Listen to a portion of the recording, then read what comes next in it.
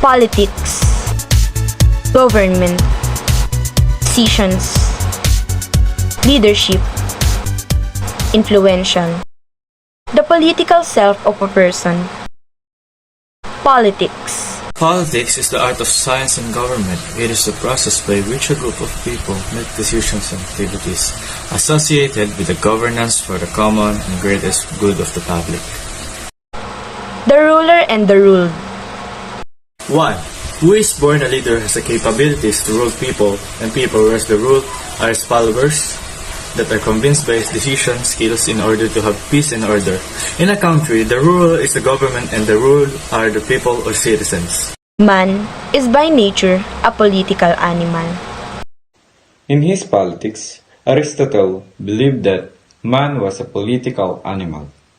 Because we are social creature with the power of speech and moral reasoning, a man is naturally sociable and is naturally drawn to various political associations in order to satisfy our needs.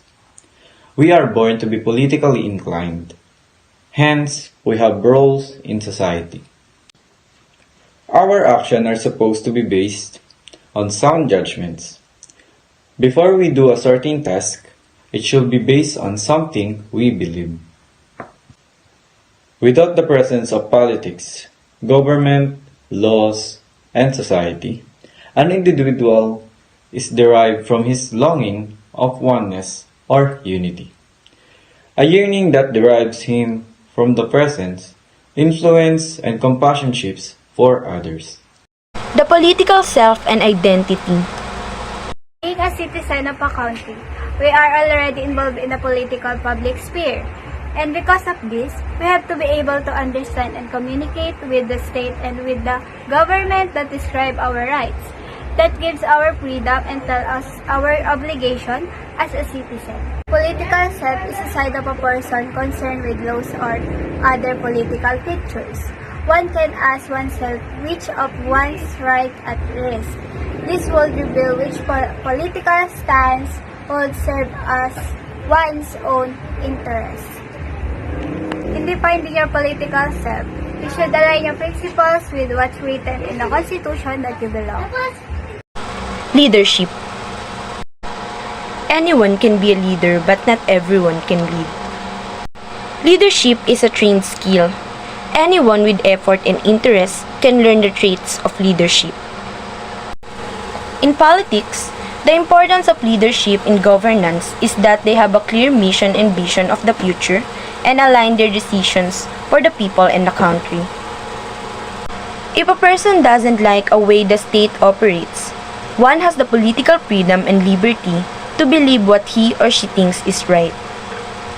The origins of political self. Number 1. Family. Children are taught the basic human values, honesty, love, discipline, and respect for others.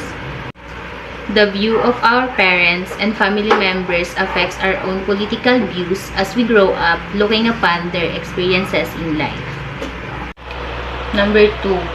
School. Education plays a vital role in teaching nationhood and associated values in order to be a good and responsible citizen of a country. This opens the eyes of people knowing of different sides of theories by doing a factual check of the information and comparing the history book to real-life events. Number 3. Church. The diverse views of different religions does not officially take a political stance and encourage followers to come to their own political decisions. Number 4. Media. Technology provides virtual venues often for discussion issues, exposing positive and negative issues in the conduct of public affairs with the help of journalists and the public. Media is a popular tool nowadays that can affect the views and opinions towards a certain candidate. Theories of political self. Social learning theory. Social learning theory suggests people develop political identity and nationalism through observation, copying influential figures, and internalizing patriotism. Political socialization. Political socialization involves building connection, loyalty, and affection for a country through interaction with family, friends, institution, media, and societal conventions. Cognitive theory. Cognitive theory of political self suggests individual develop love and loyalty for their country through socialization, education, and cultural narratives, influencing emotional connection and loyalty. Symbolic interaction theory. Symbolic interaction theory suggests people form political selves through social interactions and community symbols, fostering love in a country through national anthems, flags, and history accounts. Political participation. Political participation involves actively engaging in a country's issues and processes, fostering a strong connections and love for the country through public education, cultural history, and citizen engagement. Politics doesn't interest you. Why? Being a citizen of a country gives us the power to vote for a chance to change the way we live in this life. If none of us takes an interest over politics, then we won't have the ability to change the world that we live in. Hence, we would be stuck forever in the way that we don't want to be treated.